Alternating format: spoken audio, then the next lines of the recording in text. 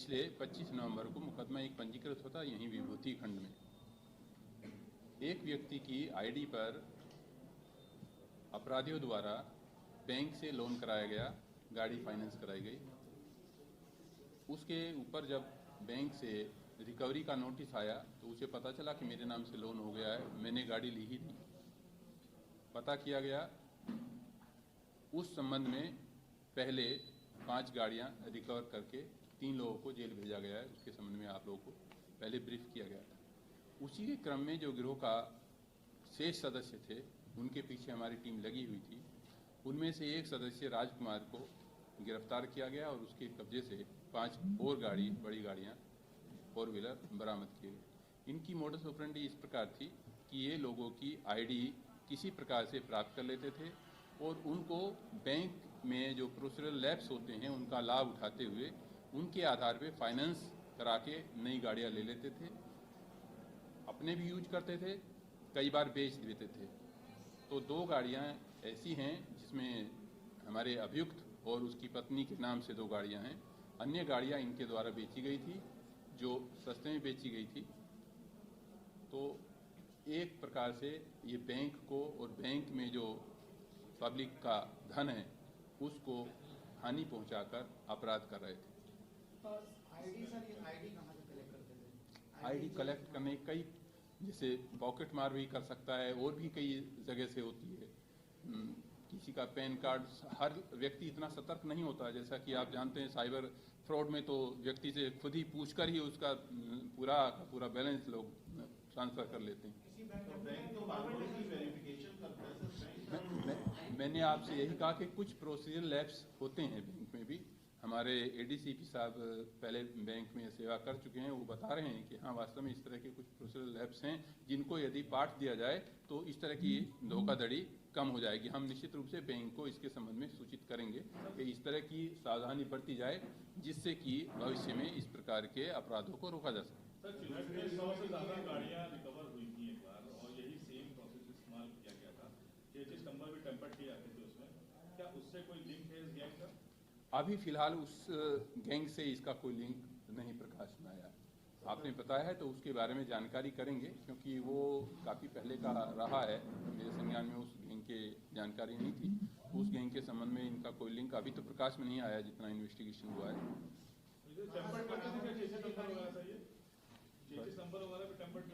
नहीं, टेम्परिंग का कोई वो नहीं है। इसमें टेम्परिंग का कुछ क्योंकि ये तो ओरिजिनल गाड़ी लिया है, ओरिजिनल कागज उसके पास में, टेम्परिंग की कोई वो नहीं, केवल बैंक को धोखा।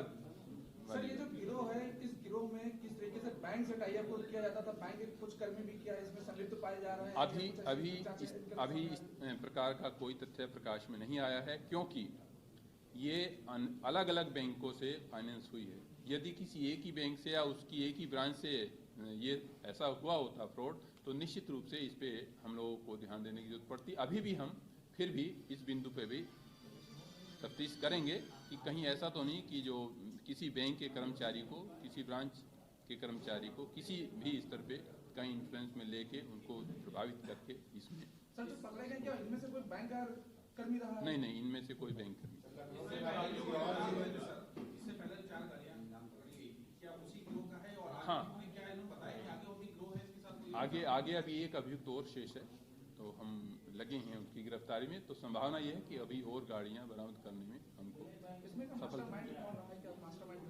मास्टरमाइंड गिरफ्तार हो चुका है। समीर नाम का जो समीर अरोड़ा था, समीर अरोड़ा, वह इसका मास्टरमाइंड था। जो जिनके नाम गाड़ी फाइनेंस हुई, जो मतलब इनको जानकारी दी थी, उनको कैसे राहत मिलेगी? उनको तो अब स्पष्ट हो गया, ये एक फ्रॉड का मुकदमा इन लोगों के खिलाफ लिखा जा रहा है। बैंक को जो जिन बैंक ने फाइनेंस की थी गाड़ी, उनको सूचना दी जाएगी, अपने आप ही उनको पता चल जाए कि इन लोगों के द्वारा गाड़ी फाइनेंस नहीं कराई गई। अब तक इनके द्वारा कितने लोन पास कराए गए फर्जी, क्या कुछ ऐसी जानकारी नहीं? इस तरह की जानकारी तो इन्हीं से जो व्यक्ति गिरफ्तार होता है वो जितनी जानकारी उससे हम लोग एक्सट्रैक्ट कर पाते हैं कर रहे हैं। बाकी हम लोग बैंकों को भी संपर्क किए हैं कि वो अपने लोन्स को, इस प्रकार के लोन्स को एक बार फिर चेक कर लें। सर, ये जो पैन कार्ड और आधार कार्ड इस्तेमाल करते थे जिनका, उसकी सिविल कैसे उनको पता चलती?